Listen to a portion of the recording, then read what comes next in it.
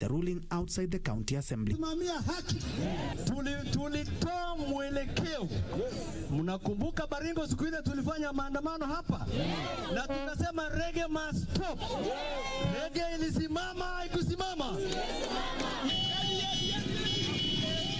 In Murang'a County, a section of residents on Friday took to the streets of the town to celebrate the court's ruling, noting that the country had more pressing challenges which needed to be given priority. Hakuna vile tunaweza abiwa tupitisha kitu hatujui na ni akuja itunyanyasa tuongezewe taxes. Akisema wenye walikuwa wanavote no, ni kwamba priorities zilikuwa ni COVID kwanza na tunaelekea watu wako na njaa.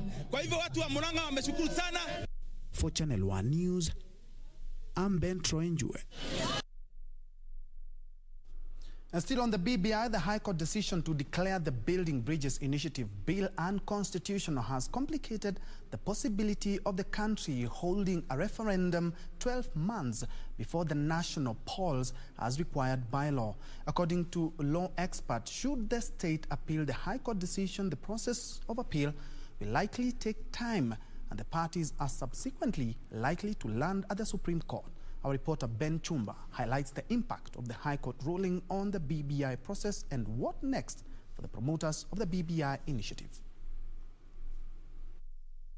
Days before former Chief Justice David Maraga proceeded on retirement, he constituted a 5-judge bench to hear and determine 8 consolidated petitions challenging the BBI referendum.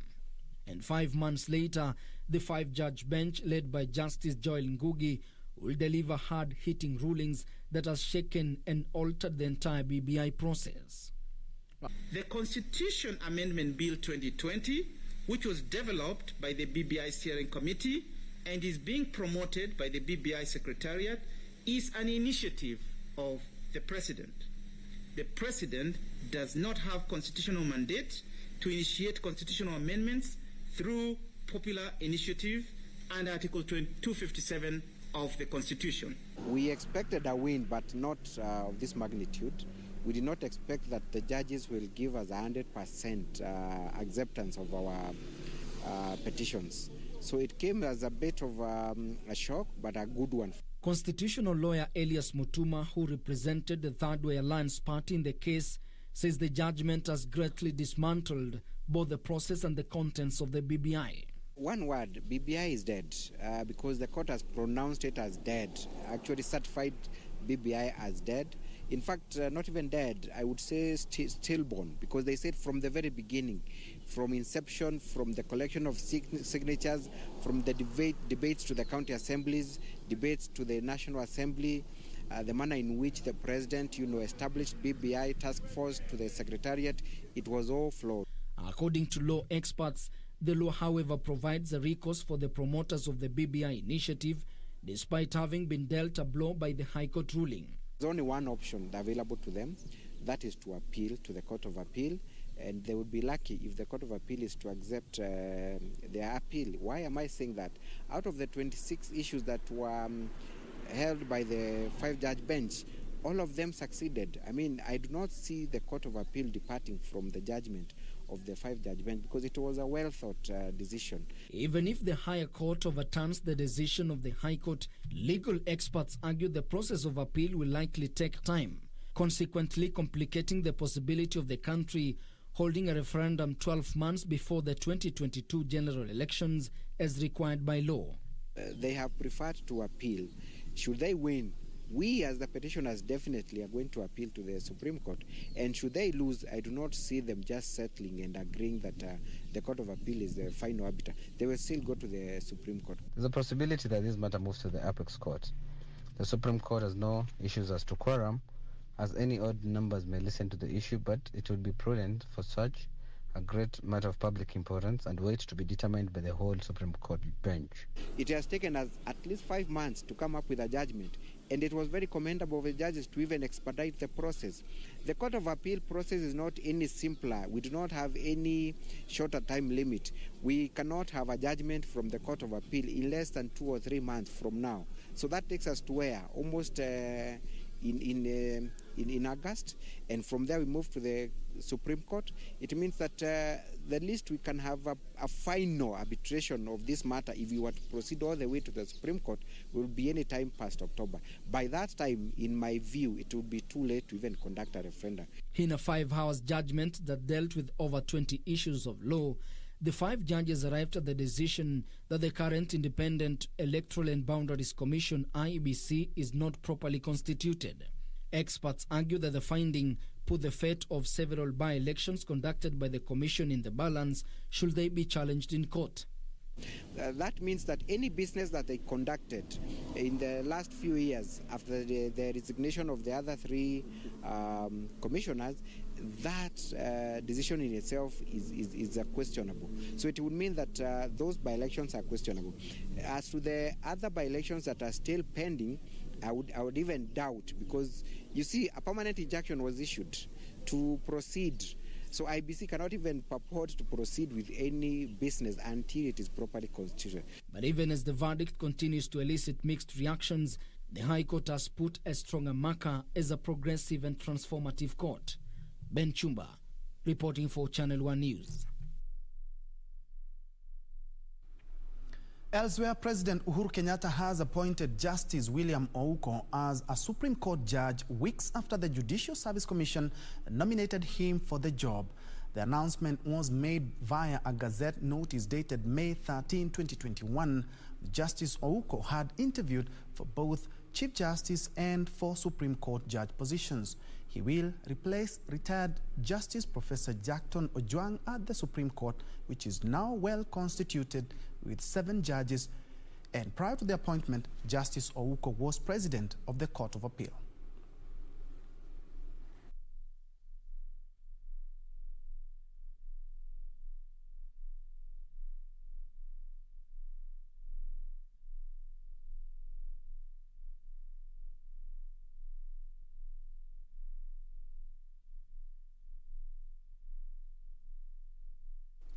You are watching Channel 1 Weekend at about 10 minutes past the hour. When we come back after taking a short break, we will be delving much deeper into the judgment that has raised a lot of air and a lot of questions and a lot of anything that has been done since yesterday has since been questioned by a lot of people. Of course, some welcoming and others castigating that. I'll be joined by constitutional lawyer Steve Mogaka and governance and leadership expert Job Ndege. But before then, Brian Kusei, you are watching us from Bungoma, Bumula constituency. Eriko Petro, you're watching live from Ndiwa sub-county in Homa Bay. Samson Nyandoro, you're watching from Migori County. Keep them coming. I will be sampling more of these when we come back. Let's have that quick break.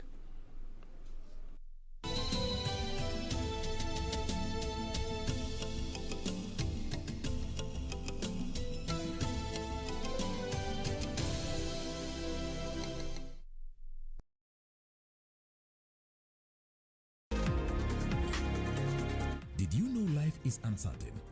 Do not leave anything to chance. Protect the financial needs of your family in case you die or lose income due to terminal or critical illness. Take up a life insurance policy today to protect the financial future of your loved ones. Now you know. IRA, promoting insurance, protecting the insured.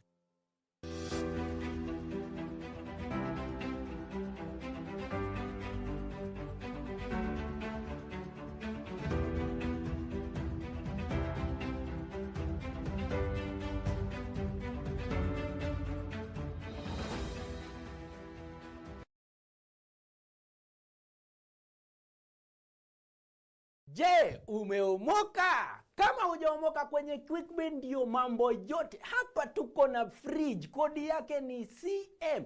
Tuko na gas cooker, kodi yake ni CK. Tuko na TV, kodi yake ni TV. Tuko na simu aina ya Samsung ni SM, ama Oppo ni Oppo. My friend, mahali popote unanitizama, eka hizo kodi zake kisha utume kwa 4032353. 4032353, alafu utakuwa unaomoka na hizi bidhaa. Kumbuka, kwenye QuickBin ni bidhaa bora zaidi kwa bei ya chini kwa chini. this weekend on KBC Channel 1. Juma hili kwenye Mkulima tutajumuika naye rafiki wa binadamu na kujifunza mawili matatu. Kununua mbwa si shida, lakini ukiwa naye ndio sasa utajua kazi wafaa kupitia. Kwanza wakiwa wakati ya miezi 3 na miezi 6. Kama ni dogi wa nje itakuwa rahisi kwako, kama ni dogi wa ndani itakuwa ngumu sana kwako. Basi usikose kujiunga nasi Jumapili saa 9:30 hapa KBC Channel 1.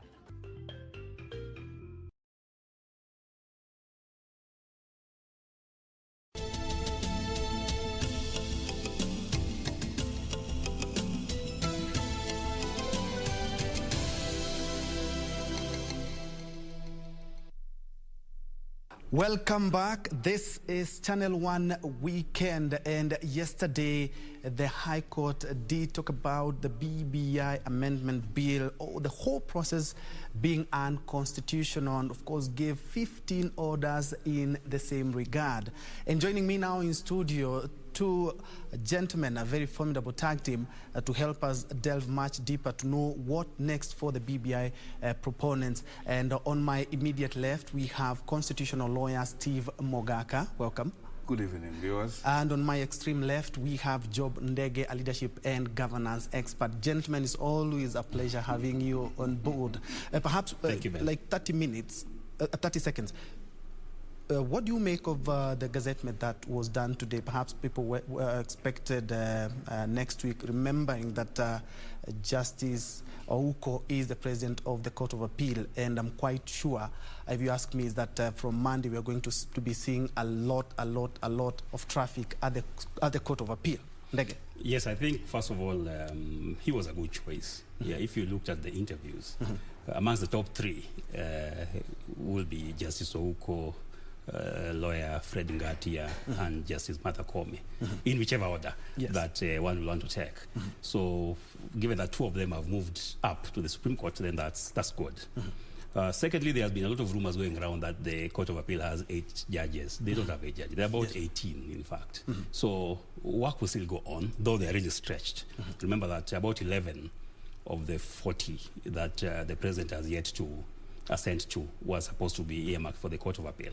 So they are really stretched, and with the departure of the 2 to the Supreme Court, if nothing happens very quickly, as per that list that the president still holds, then they'll be even be further stretched, and that will derail justice. Counsel.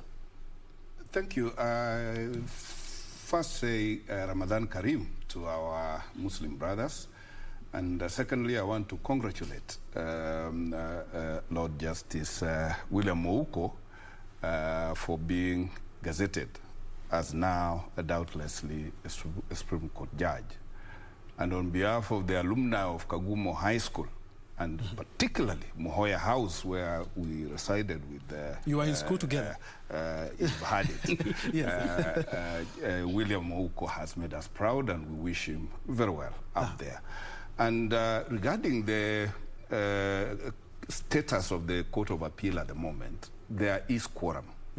And even if President William Ouko has gone to the Supreme Court, the presidency of the Court of Appeal is in very able hands of the acting president of the Court of Appeal, and we expect that they will rise up to the occasion.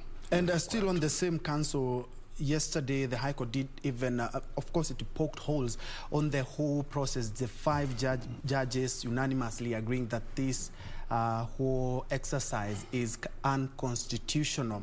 15 giving even 15 orders. The AG is supposed to be the advisor, the chief advisor of the government, and of course, a lot of people are asking where was the Attorney General when all these things were being done, and he would perhaps have offered a better advice. If I can take that one, indeed, the Attorney General is the principal advisor to the President and government, and the Attorney General is as well the custodian of public interest. And any litigation touching on the Constitution of the Republic of Kenya will obviously have the Attorney General as a party, of course, representing One, the government, and two, public interest.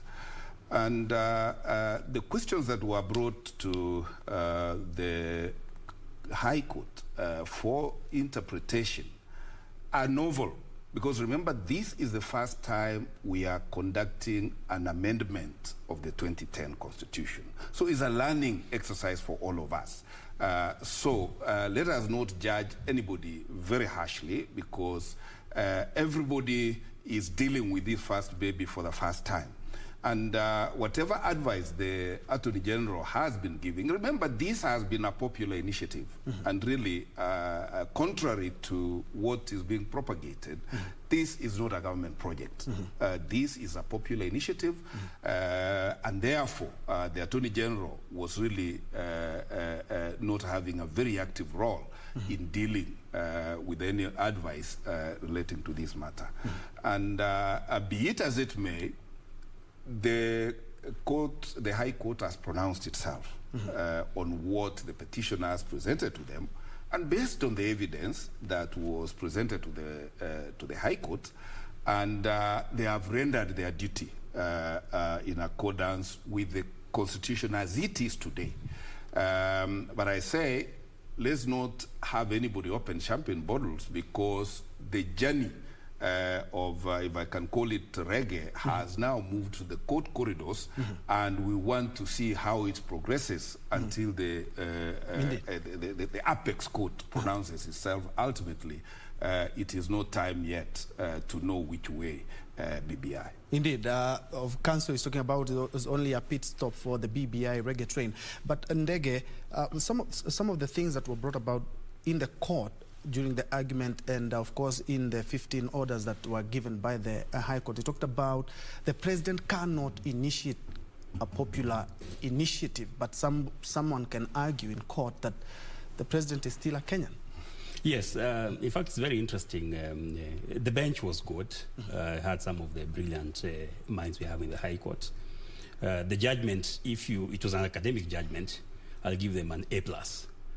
But the reality is that it was not academics. We are in a situation where some Kenyans actually wanted to have the constitution changed. So you suppose that with that, you find that in some cases, I feel the judges overreached themselves.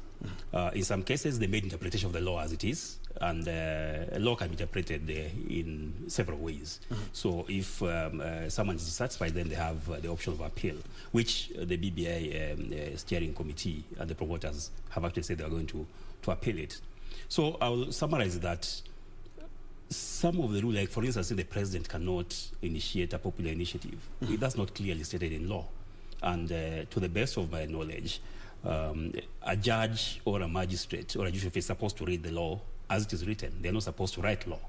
The legislators are supposed to write law. So if there is a lacuna, they should be advising the people concerned to go and write this law. But I saw them going deep into matters which are not clearly stated in law and giving their opinion, which I don't think in our jurisprudence that opinion needs to be given. They are supposed to have no eyes, just listen to what the people who are in front of them argue, and then they make determination based on what is written. So in that case, I feel like they overreach themselves. In some other cases, like I say, they interpreted the law, which is okay, but it can be interpreted in either way, which is appealable. So what I see is that the matter of the president, for instance, not being able to initiate a popular initiative, that one is contestable. Yeah, because the president is a Kenyan. He's not stopped from doing things that Kenyans do. There's no written that if you become a president, stop being a Kenyan. And anybody in government, for that matter, who does not have that legislative authority, like an MP, really only has one route, which is the popular initiative. So he took it. And if you see how the president actually got into this thing, it was like it was him who was really pushing this thing. The president acted under Article 131(2) in an event, in an attempt to actually bring unity to the nation when we had problems in 2017. People are forgetting very fast that we had a lot of trouble in 2017. And the president, in his exercising authority, which is constitutional, decided to have a handshake with the prime minister. And it was that handshake where they identified 9 issues that has been causing problems, why he keep on fighting every 5 years. And then they formed that task force. And then people also forget that someone actually went to court to challenge the task force. earlier on in its inception. I remember. And Justice Mativo said that this task force is legal and it's lawful. So it's very strange. The same court. The same court, the same High Court. Yes. So it's very strange that 5 of his colleagues now turn around 2 years later to say that it is not legal. In fact, and Wakili here may even advise us, if a High Court has already determined something, I was expecting the 5 to have said this has been determined. Yes. You people can have a recourse to appeal, rather than also delve into a matter which has already been determined. Indeed. So there were a lot of issues. Yes, and indeed, still on the same council, what Ndege is talking about, of course, the popular initiative is Article 257, but I want you to rope in that with Article 256, which talk about, of course, the parliament way. Kindly touch on that, then you tell us what it would take, because we have very tight timelines if we have to actualize the BBI. Yes, if I may, just to add on what my friend has said, the court turned in a finding that this BBI was initiated by the president. I don't know what evidence was tabled before them to turn in that finding. But even if it were, the alternative for a popular initiative is a parliamentary initiative. Our president is not a parliamentarian and therefore cannot use the parliamentary initiative as a way of initiating a constitutional amendment. So then, are we saying we must deprive our president of his right as a citizen to also do that initiative? Further to that, apart from the question of the court, same court, High Court, having pronounced itself, courtesy Justice Mativo, this bench again revisited another question on IBC that had also been determined by another judge of the same court, where it was turned that IBC had quorum and can conduct by-elections. But they chose to revisit it today, quite curiously, and depart from that previous ruling of the same court and say, oh, no, now IBC has no quorum to conduct a BBI because this is beyond a by-election. So there are serious issues arising out of this judgment, and I can't wait to see how legal minds engage in the Court of Appeal and even to the Supreme Court. But be it as it may, what we need is a conclusion to this business, because some Kenyans want constitutional amendments, some Kenyans don't want constitutional amendments. Other legal pundits argue that, and I saw these arguments coming in, that is this not too premature for the court to have intervened? Because it is talking about what IBC is going to do, if ever. And it is like the High Court was anticipating certain actions and giving orders before even those things happen. Serious legal minds, and I say this with tremendous respect because I am aware that if there is a threat of a violation of a human right or a fundamental right, the court is allowed to intervene. And I don't think this was such a threat to any violation. One would have recommended that really the best time to have gone to court is to challenge the product of BBI, so that then we are able to deal with the entire process from cradle to the grave without having to stop the train on the way, because we were at the last tail end of this process, and looking at the sovereignty of the citizens of this country, which is protected under Article 1. The judiciary, the legislature, and even the executive only exercise donated powers by the people.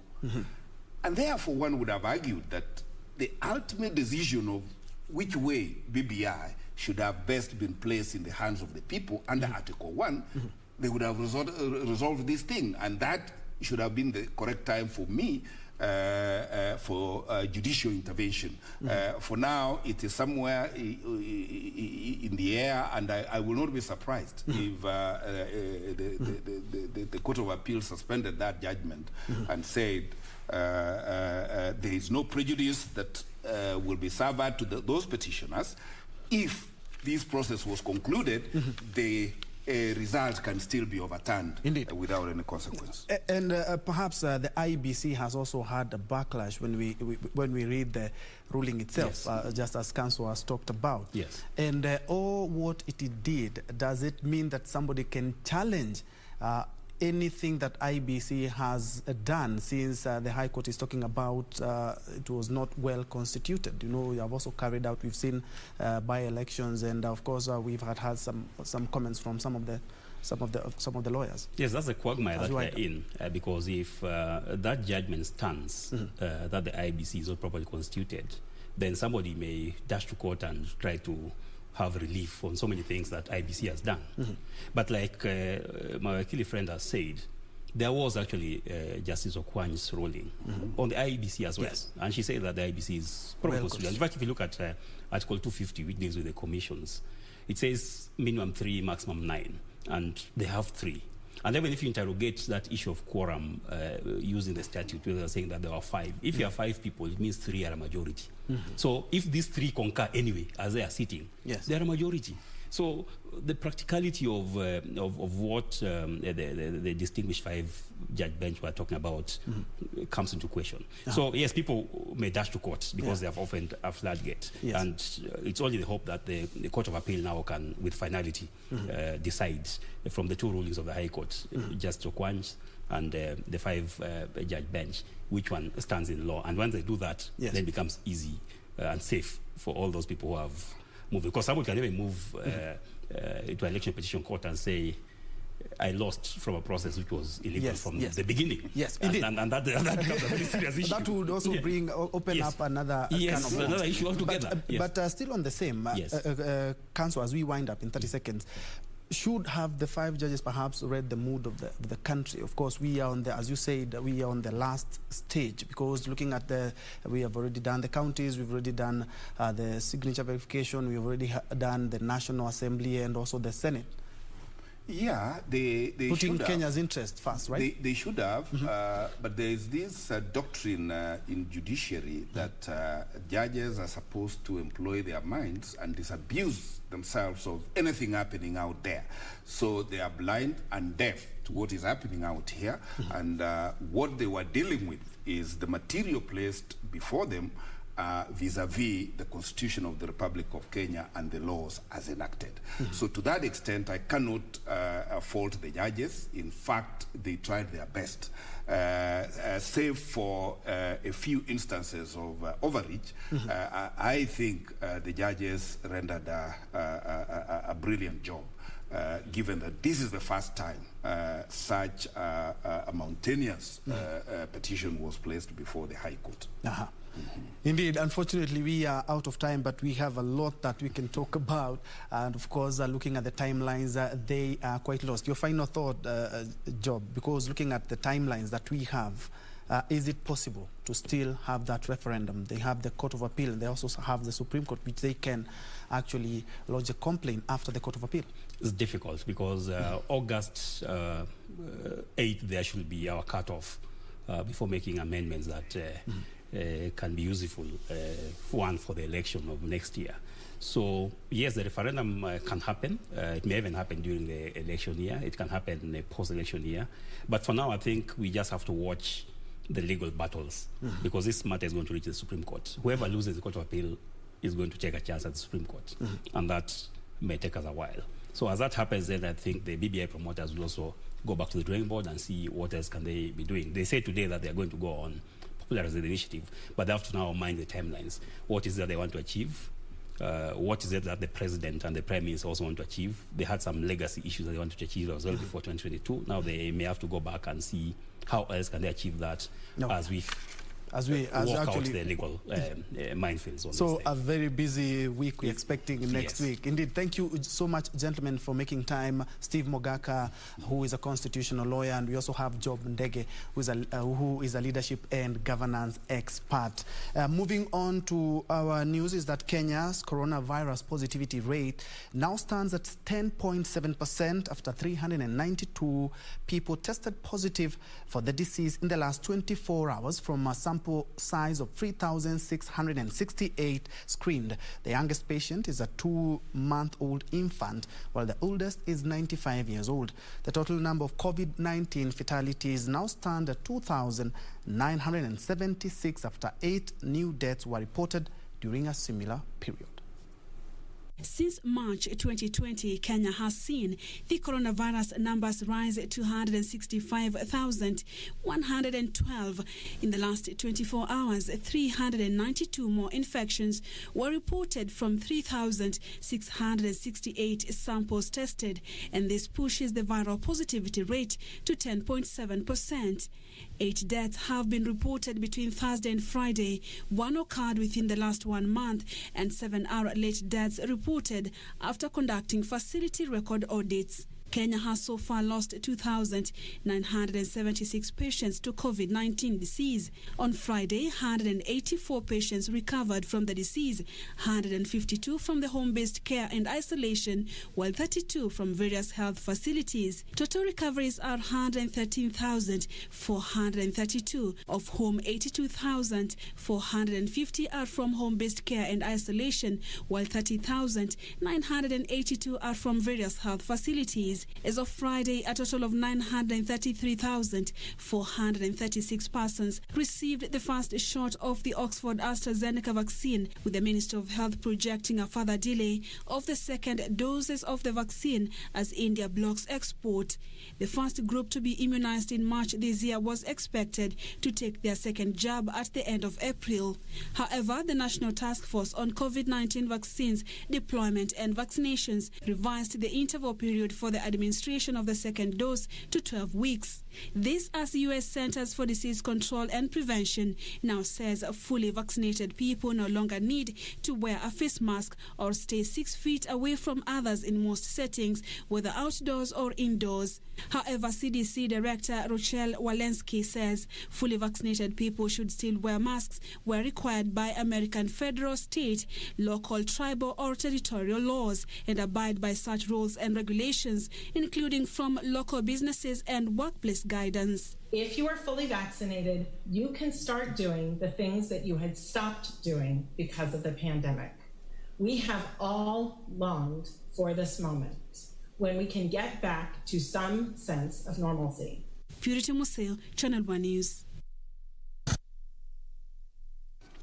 Elsewhere, low-key celebrations were witnessed today across the country as Muslim faithfuls marked Eid-ul-Fitr.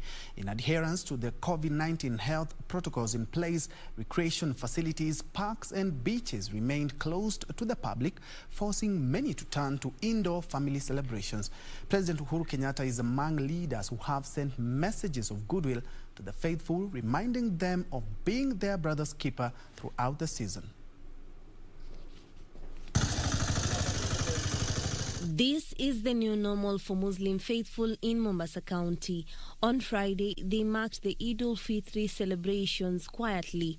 Police kept vigil to ensure the public had no access to the public beaches, the Mamangina Waterfront Park, as well as other recreation facilities across the county. Nothing could convince the adamant police, forcing the stranded lot to turn back and head home. Nikija nilikuwa sijui kama kutakuwa hivi. Tumekuja tukaregeshwa na mapolisi, wametuambia turudi. Lakini siko peke yangu, tuko watu wengi. Enyewe tumepanda gari ni fare hiyo, tumekuja hapa kurudi tena ni fare. Watoto hawajafurahia. The current state of affairs brought by the COVID-19 pandemic has not resonated well with the locals and the business fraternity. Mambo na kazi baharini imeharibika sasa hivi. Na sisi wananchi tunaumia, hatuna kazi.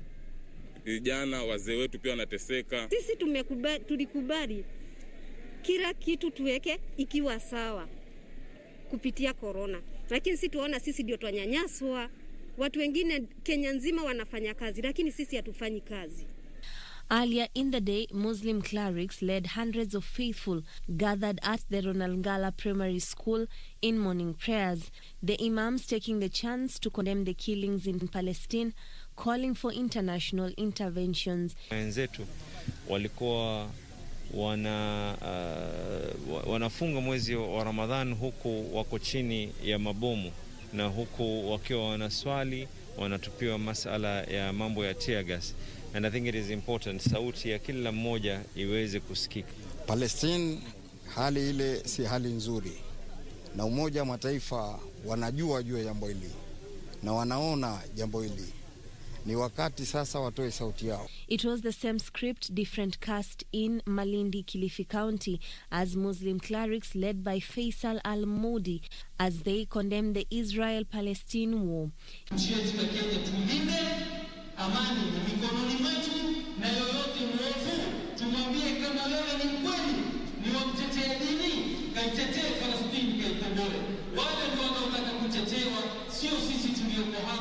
Hakuna kiongozi atakao kiongozi wa dhati ikiwa hatakuwa na huruma katika jamii. In Meru County, residents were challenged to extend a helping hand to the needy as the Muslim faithful slaughtered livestock the Eid celebrations. COVID imeleta changamoto na watu wengi sana wamefinyiliwa upande wa kupata ajira, upande wa kupata mapato yao imepungua kidogo. Kwa hivyo ule ambaye Mungu amemwezesha anapata kidogo, unaweza kusaidia wengine, unashare tu ile ambayo uko nayo. President Uhuru Kenyatta is among leaders who have sent messages of goodwill to the Muslim fraternity as they celebrate Eid-ul-Fitr. Closed-door family celebration as opposed to thronged beaches or packed recreation facilities has become the new normal. The government says it's working round the clock to restore normalcy, perhaps for future celebrations, but not today. Juni Karisambele from Mombasa County for Channel 1 News. Moving on, President Uhuru Kenyatta has sent a message of condolences to the family, relatives and friends of Stephen Njue Kirogo, who passed away today at a Nairobi hospital. Kirogo, a long-serving career public administrator, was until his death the chairperson of the Public Service Commission of Kenya.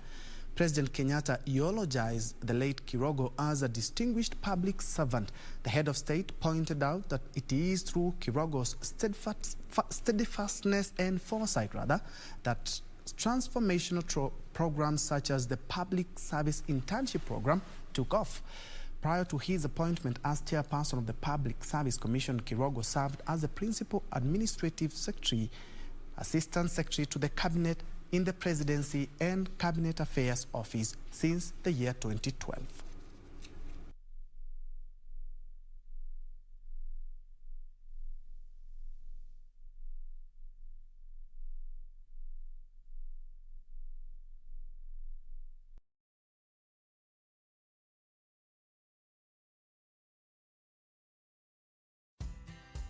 Banki imeconfirm pesa zimeingia. Congratulations Sam, gari ni lako sasa. Shukran.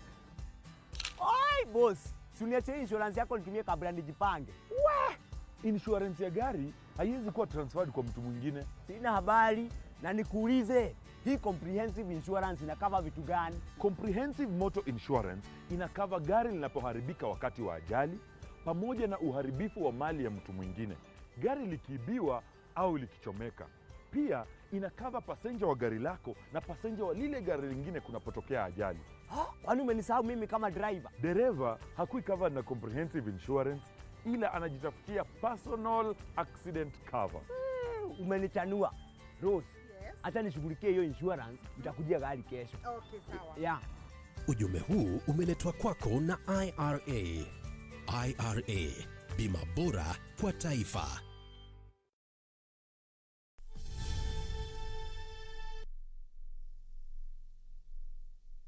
Welcome back. In sports, Ot Tanak, Thierry Nevo and Danny Sando are the latest international drivers to confirm their participation in the World Rally Championship Safari Rally set to be held next month. The three drivers will test their machines on Kenyan roads during the event to be held from the 24th to the 27th of June this year, and which will be televised live on KBC Channel 1.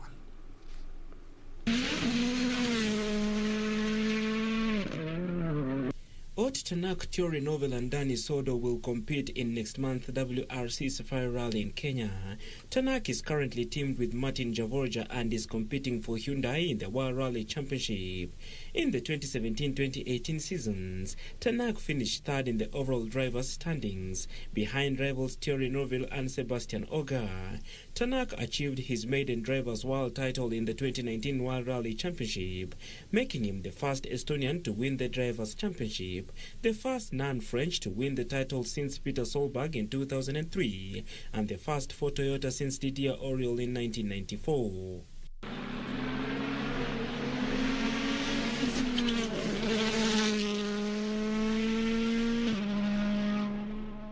Born on 16th June 1988, Theory Novel is a Belgian rally driver who is competing in the World Rally Championship for Hyundai Motorsport.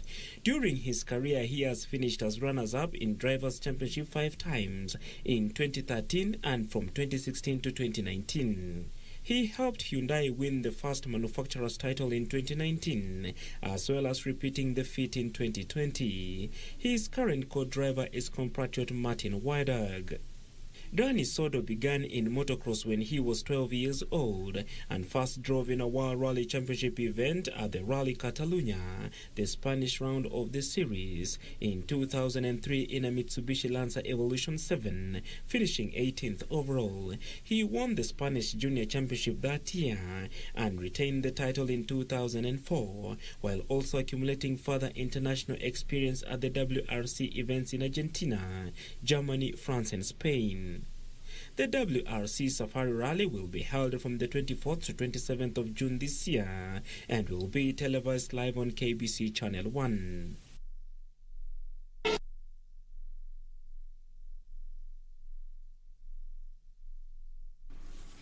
And on that note, we wrap up Channel 1 Weekend on this Eid Day. Thank you so much for watching. I can see a lot of your comments, but unfortunately, we are out of time. But allow me to just mention too, Julius Chepkwoni was watching from Nakuru.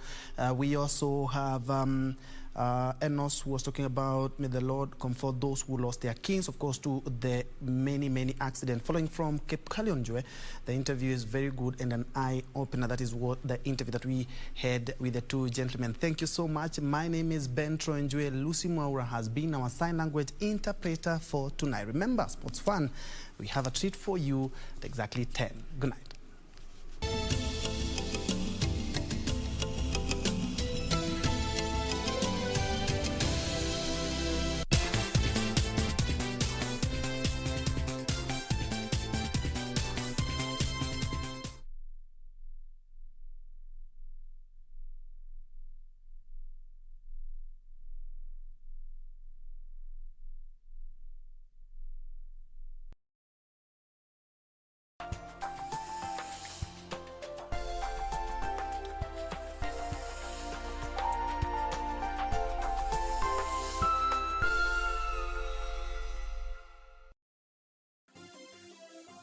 Vera Beauty College. Vera Beauty and Fashion College, with branches in Nairobi, Eldoret, Thika and Meru. Did you know that we are a TVET approved institution? We offer courses in fashion design, interior design in soft furnishing, event decoration, flower arrangement, event planning, hairdressing, barbering and dreadlocks, beauty therapy, makeup, nail technology, spa massages, teaching skills, TOT, solo business management, and many more. Register now and visit our website on www.verabeautycollege.com. You can also call on 0725 923 550 Nairobi branch, 0728 087 689 Eldoret branch, 0722 227428 Thika branch, 0725 000-706 Meru branch. Vera Beauty and Fashion College, a TVET approved institution.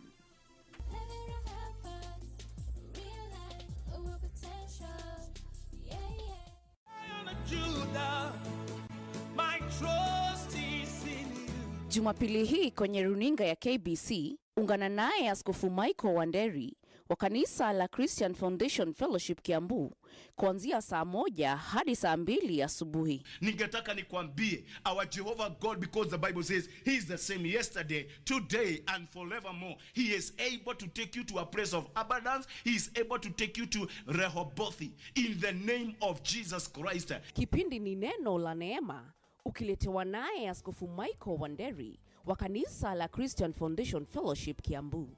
Usikose.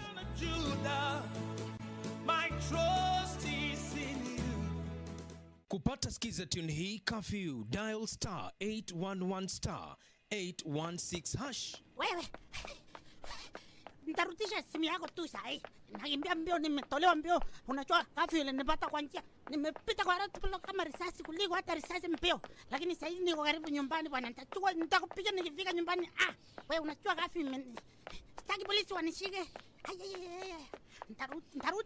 Nitakupiga. Ili kupata skiza tune hiyo ya curfew, dial star 811 star 816 hash.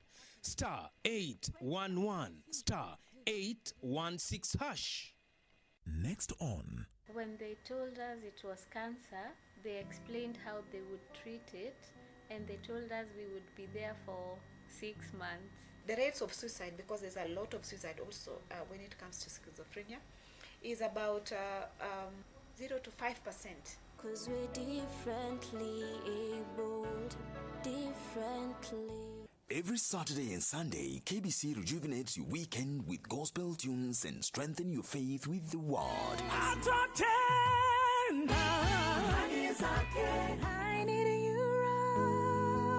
As we bring you Seventh-day Adventist Sermon, Saturdays at 10 a.m. In the Bible, we can find answers to life's most important questions. The Holy Mass on Sundays at 9:30 a.m. Mwana kondoo wa Mungu aondoaye dhambi za dunia. Tazameni yeye anayetuponya magonjwa yetu yote ya mwili na ya roho. The All Saints Cathedral at 11 a.m. Pray that the Lord Jesus Christ may raise you to be a witness. KBC Channel 1.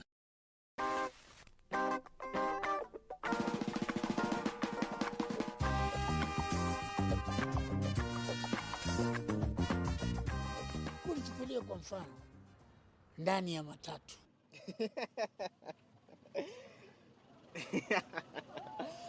Unajua Saturday haiandikangi hivyo. Ni nini wewe? Yaani mtu mzima na miaka zake, hizo miaka zote. Mtu hajui kujua kuandika note. Note tu peke yake. Kusoma kweli inasaidia. Kijana, nini nakusumbua na mimi? Nauliza ni ungwana. Don't you dare insult me, okay? Mama Angel, don't you point dare. me. Oh, please.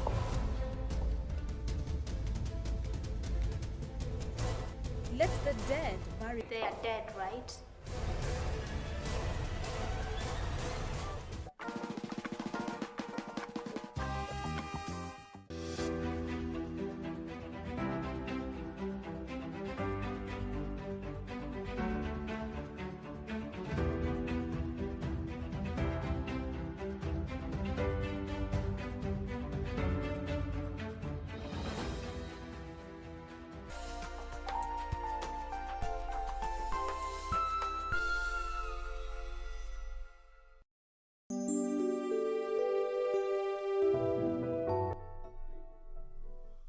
That no match is easy, particularly once you get to this stage.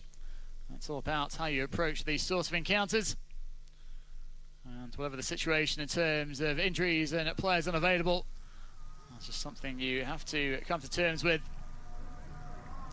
Well, he has a vast experience. He's come against Algerian sides on a number of occasions, the 71-year-old. Very well-travelled campaigner, Benzati.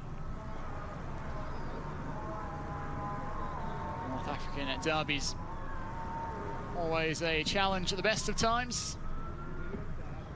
Benzati admitting, but he hopes he's done what he can to put his side in the best frame of mind to move on to the semi-finals. for the third season in succession. They've developed quite a rhythm of late, played 7 games over the course of the past month. Wydad. This is a look at the knockout phase. The winner of this quarter-final tie will want to face either Kaizer Chiefs of South Africa or Tanzania's Simba. Simba finished as winners of Group A above the defending champions Al Ahly. Al Ahly come up against Mamelodi Sundowns, a reunion for Pitso Mosimane, the Al Ahly coach, against his former sides in that one. A second Algerian club in the quarterfinals, CR Belouizdad. They go up against Tunisia's Esperance. The other of the quarterfinal ties. Most of those matches being played on Saturday.